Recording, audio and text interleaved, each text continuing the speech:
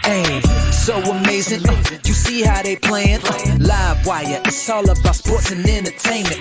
You don't wanna miss it, so official like you never seen. Keep it going till the whistle blowing from the referee. Everything from highlights and stats. You know that we gotta run it back, whether on the field or the court. You know that this is where it's at. Subscribe, no delaying. This is Live Wire, sports and entertainment. Let's go. All right, what's good? What it is, what it do? Welcome to another Live Wire Sports Media Update. All right, it seems like Sheryl Swoopes can never, ever get her stuff straight. Seems like her little rinky-dinky podcast, Queens of the Court, powered by the WNBA, for some reason keeps letting her have these dumb outtakes. You know, if she's speaking on the Indiana Fever, she got to incorporate the Chicago Sky.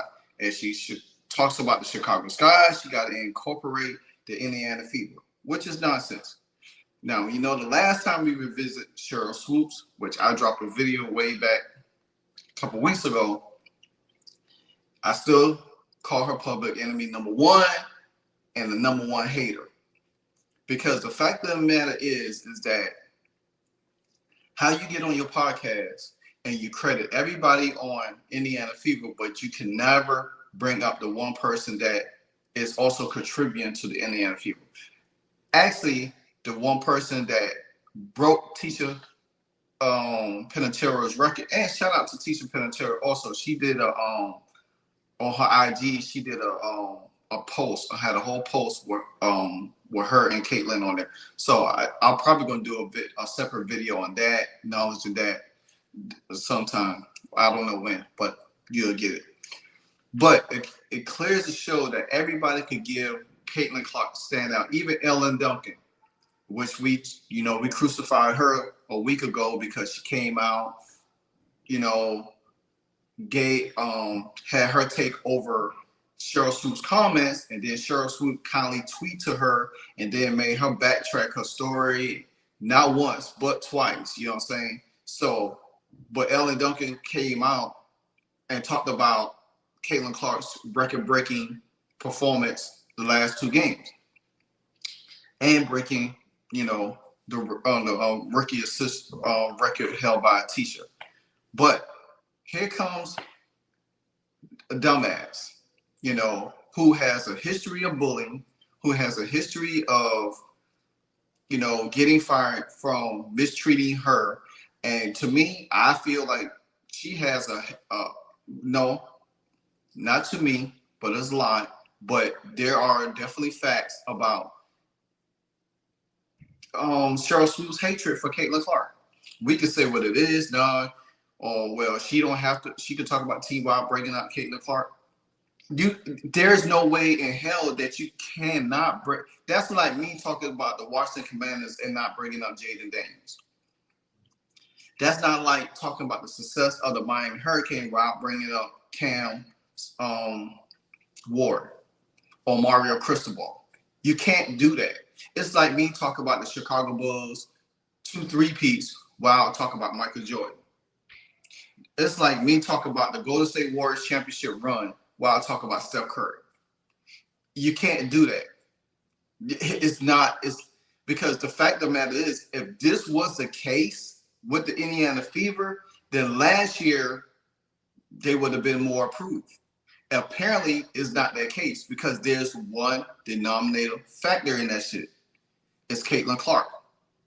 But again, this dumbass shit here, she continues to put her foot in the mouth because whether she don't talk about Caitlyn, whether she do talk about Caitlyn, if she talk about Caitlyn, it's not in a positive manner.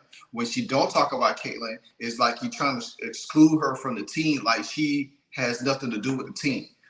But then you go on with your dumbass takes because you shout out Angel Reese for almost getting a 2020 when 3 weeks, well, over a month ago, Caitlyn Clark almost had the first 2020 of her career with 19 assists and 20 points against the Dallas Wings, and she did, and Chrissy Sides pulled her out the game. Then she had a chance to get a 20 and 10 against the Seattle Storm, but she got pulled out the game.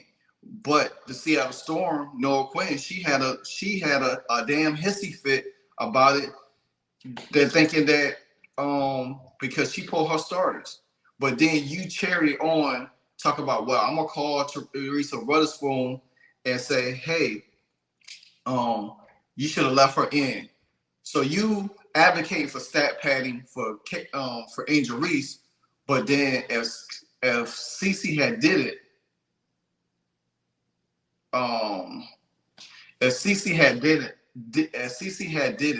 then guess what it would have been? You know what I'm saying? It would have been a problem. It would have been a problem. And everybody would say, oh, CC stat padding. When we got clear ass evidence that Angel Reese been doing it games, a lot of games. And then even this 20 rebound game that she had against the Phoenix Mercury, hell, Brittany Griner don't even damn rebound. Hell, you took Camila Cardoso out from, she done had 2 good games. Now you don't want her to get no shine, but you want her to get, because half of the rebounds should have been down Camila Cardoso, but she got in foul trouble. Like I said, and what's the girl name? Brittany Griner don't damn rebound. Brittany Griner is not even shit. I don't think she's top 5 in rebounding. So it's what it is. But I want to let y'all listen to what she has to say.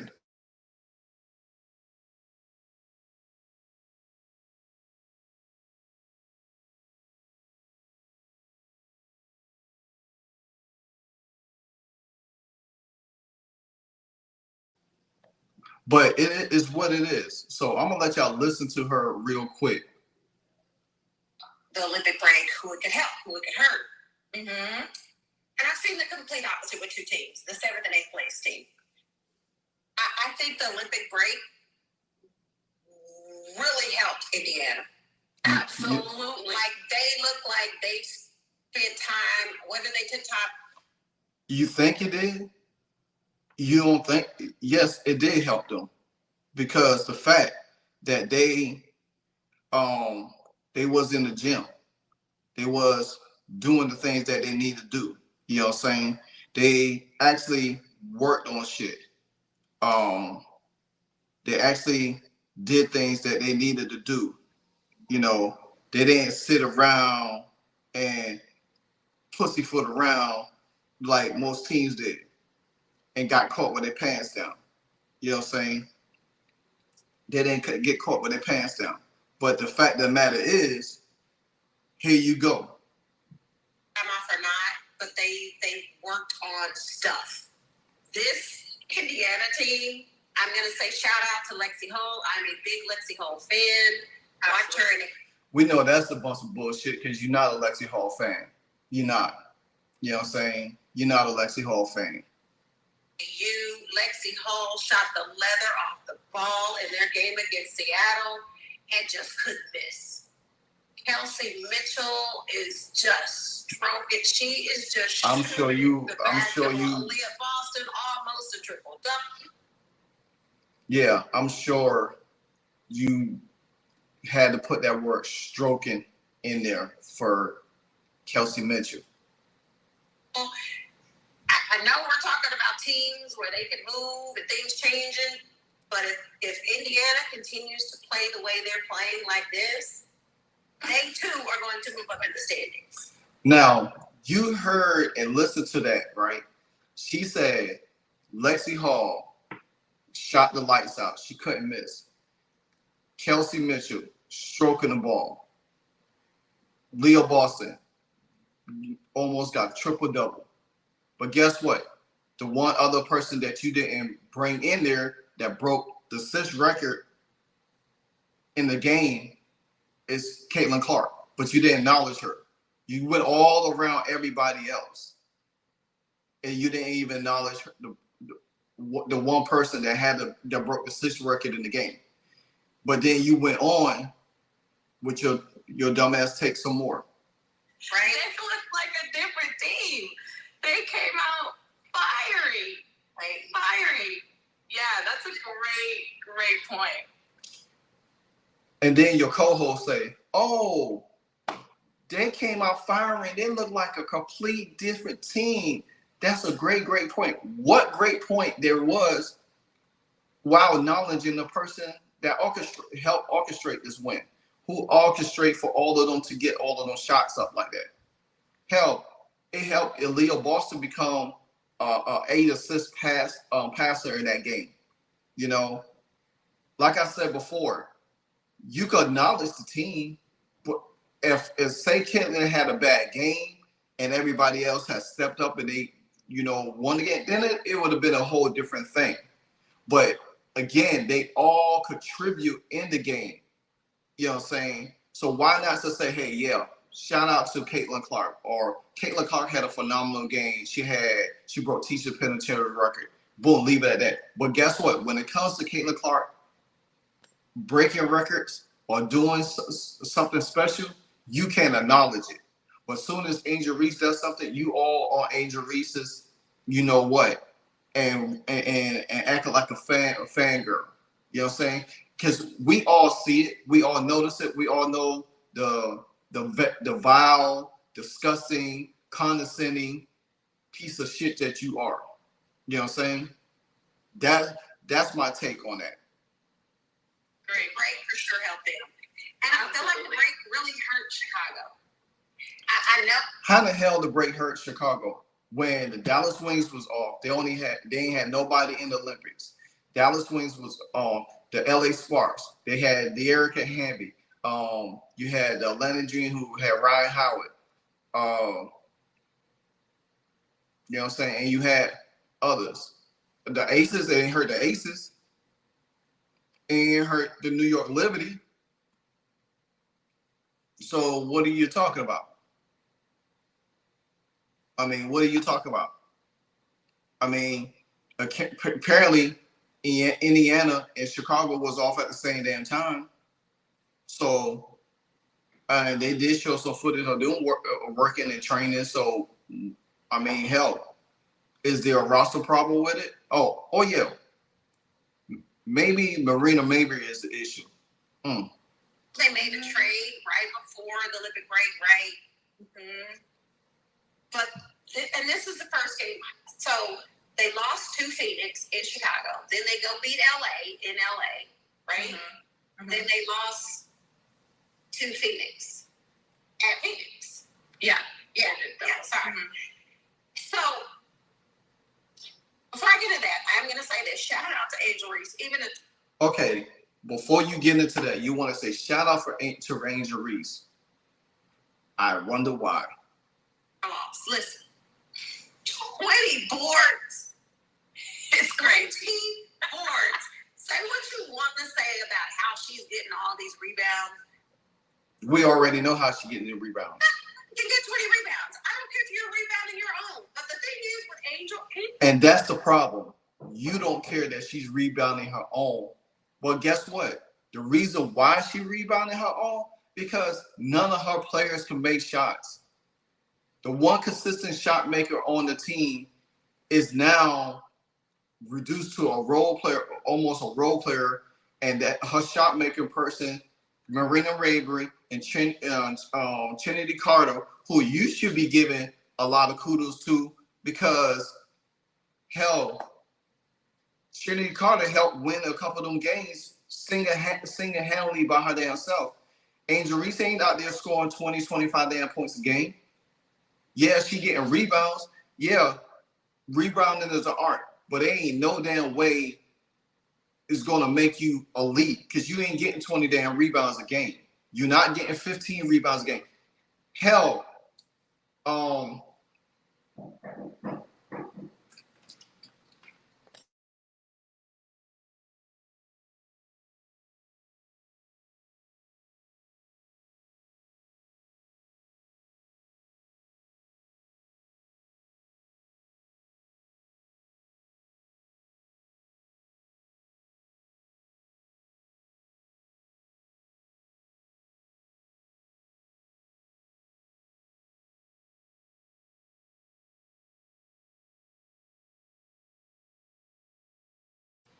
And then you sit there and say, oh, well, like she was doing something special. Angel just has a knack for the basketball. Angel is just going to go get the basketball. And she is constantly giving her team more possessions. And I will say this. The reason why she's giving her team more possessions is because they can't make damn shots. You know what I'm saying? They're not consistent. They're getting blown the hell out. The last two games against elite talent, they're getting blown out. They're going to continue to get blown out because they can't score. Kennedy Carter can't do it by herself now. She don't have Marina Mabrey there to stretch the court with threes. None of them could damn shoot. The acquisitions that they brought in there, they can't shoot. It's not like how Caitlin does over there. Caitlin is the floor general. She's the orchestrator. She's the gravity puller. You know what I'm saying? She gets everybody involved. Everybody's making shots. If Katie Lou ain't making shots, you got Damaris Johnson making shots. If Damaris ain't making shots, you got Lexi Hall making shots. Now you got Tammy Finn Bentley is back. Another person could run the floor. Now it's stretching the floor wider because now you can put a bunch of runners on the floor. And CeCe's going to do what CeCe does. She creates opportunities for her team. I should text her, but I'm going to say it right now.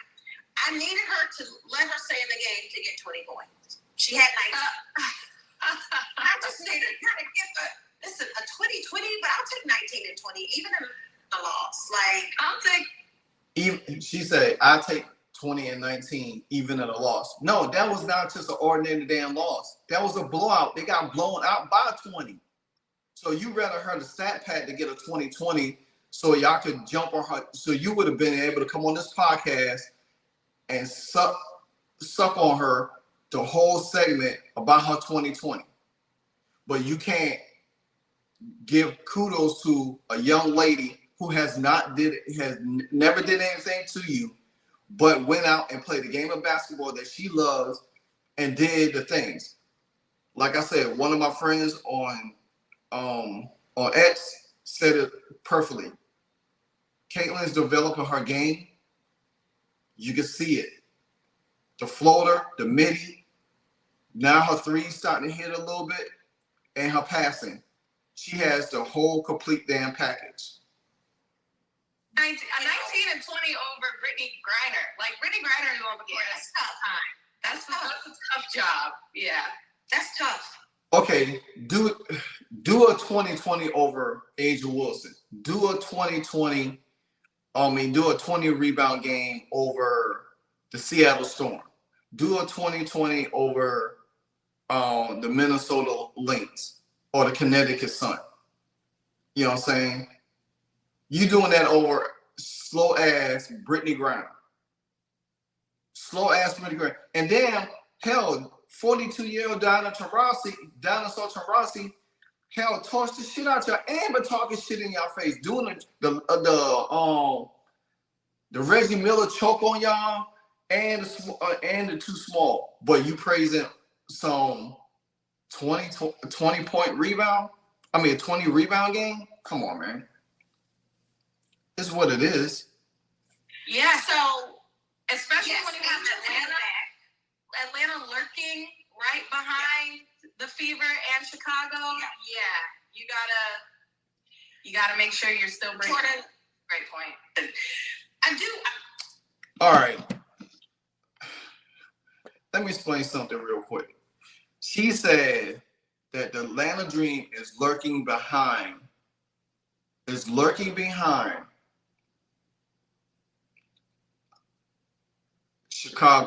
Indiana and Chicago. She should have said that they're lurking behind the Chicago Sky because they damn sure ain't lurking behind Indiana. Indiana has a 2-game lead on Chicago right now.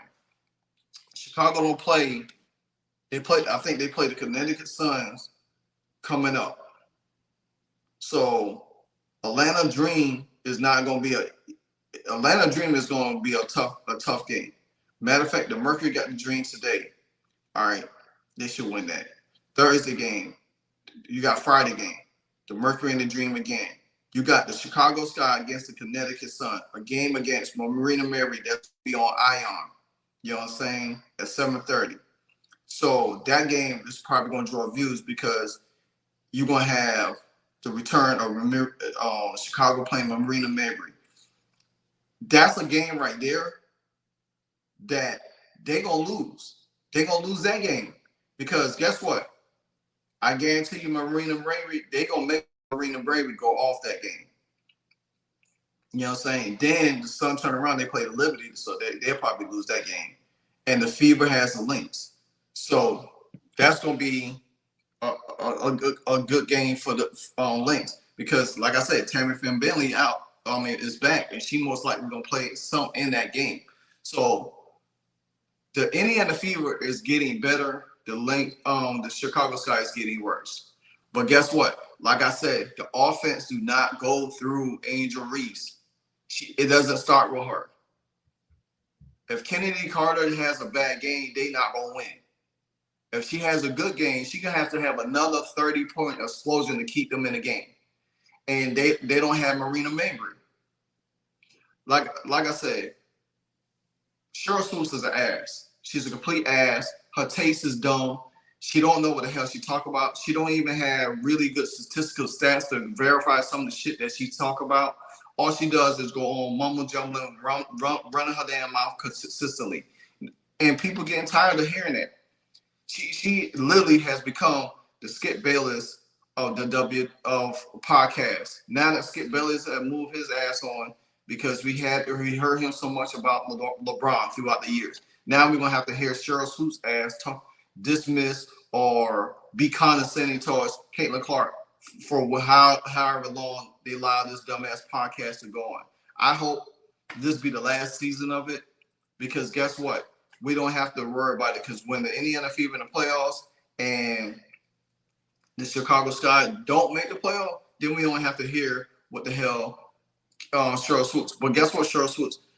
As every time you bring your country ass out here on this podcast and keep being dismissive, divisive towards Caitlin Clark, guess what? We're gonna be here to call your bullshit out.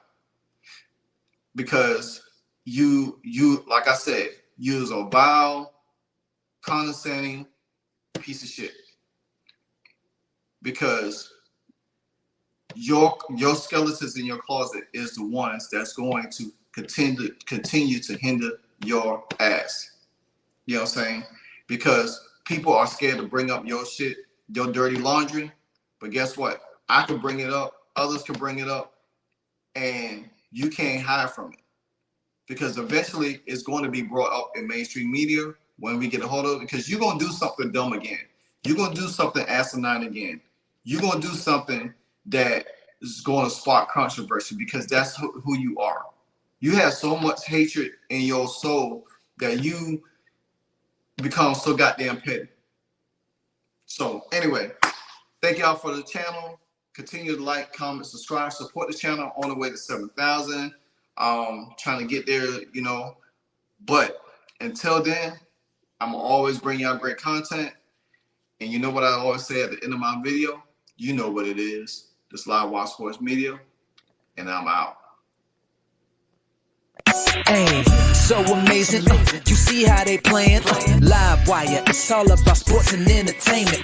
You don't want to miss it, so official like you never seen. Keep it going till the whistle blowing from the referee. Everything from highlights and stats. You know that we gotta run it back, whether on the field or the court. You know that this is where it's at. Subscribe, no delaying. This is Live Wire, sports and entertainment. Let's go.